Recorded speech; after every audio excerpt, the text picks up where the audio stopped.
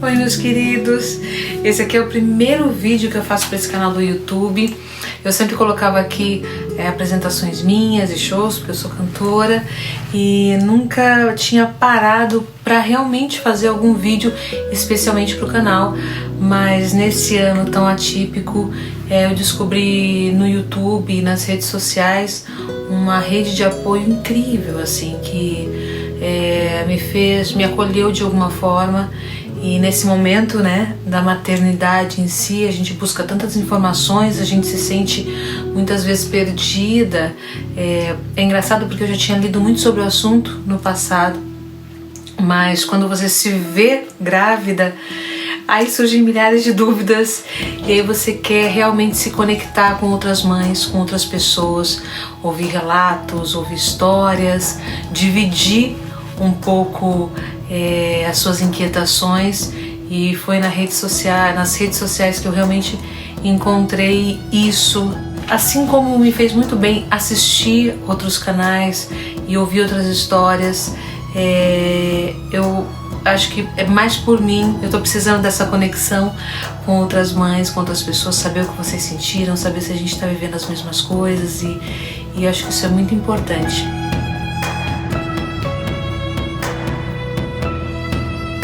Eu descobri que estava grávida uma semana antes de começar toda essa loucura de pandemia. Eu tinha ido viajar no carnaval e aí quando voltamos, no segundo dia já de atraso menstrual, eu já fiz o teste e descobri que eu estava grávida. E aí me deu aquele momento de uau, o que eu faço agora, assim?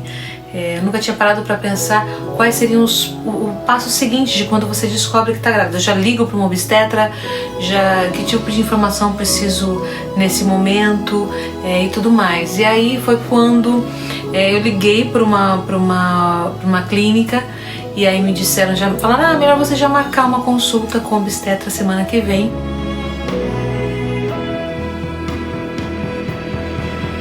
E aí fomos eu e meu marido para consulta. Quando nós chegamos, a doutora já disse que era muito recente, que é normal que dê positivo na urina, né, no teste de urina, que é o primeiro lugar que consegue já detectar, ou sangue, né, mas que talvez no ultrassom não seria visto nada ainda e tudo mais.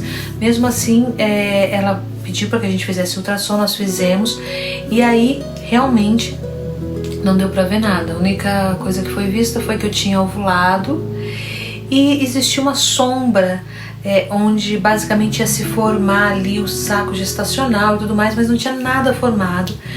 Então a médica nem disse muita coisa, ela meio que falou, agora tem que esperar, você vai fazer o teste de beta-HCG.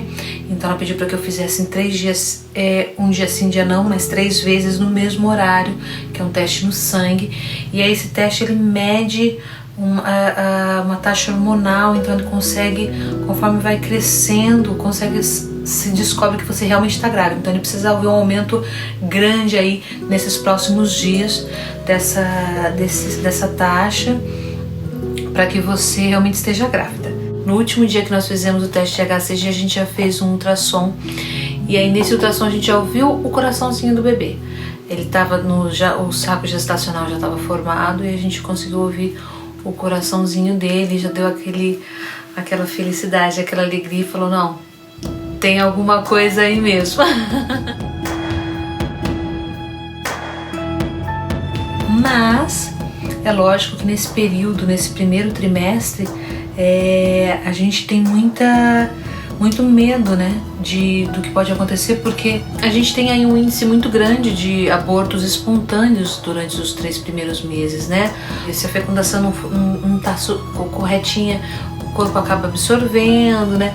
Tem uma história muito pesada até de um médico que eu lembro de ter dito que um filho, de certa forma, é visto pelo corpo como um parasita, porque ele tá ali para sugar todos os nutrientes que aquela mãe tem. Então o corpo faz de tudo para expelir de alguma forma. E por conta disso, eu fiquei com receio e eu acabei não contando para ninguém nas primeiras semanas.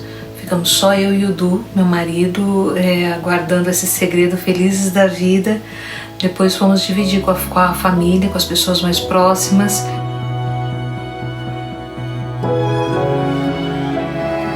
Esse primeiro trimestre foi muito tranquilo em relação ao mal-estar, assim, eu não tive mal-estar, eu não tive enjoo, eu não tive cansaço. A única coisa que eu notei que foi muito visível, assim, foi que eu comecei a sentir uma sensibilidade muito grande nos seios. E assim que eu descobri que eu achava que é porque a menstruação ia descer, né, que a gente sempre acha, né, porque já é o comum para as mulheres, mas assim que eu descobri que eu estava grávida, eu senti tanto essa sensibilidade quanto também um aumento muito grande, assim. Então já é o corpo que estava se adaptando, já estava mudando ali com essa taxa hormonal que deve ser muito maluca, né? Porque você está gerando um novo ser. Então imagina a bomba de hormônios que isso não tá no seu corpo o tempo inteiro, né? Mas foi um primeiro trimestre tranquilo, graças a Deus.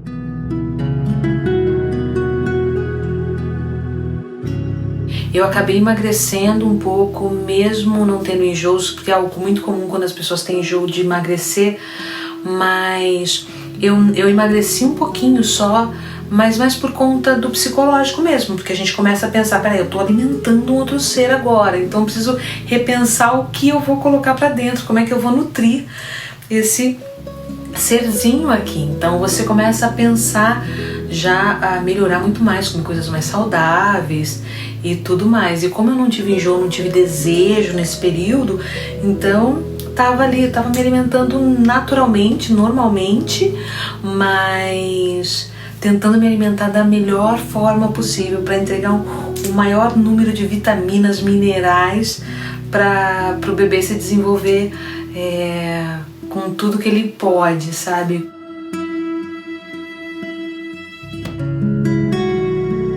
Mas vale dizer que eu fui buscar uma nutricionista para me ajudar nesse período, porque eu queria entender, saber o que era importante tomar, o suplementar e tudo mais.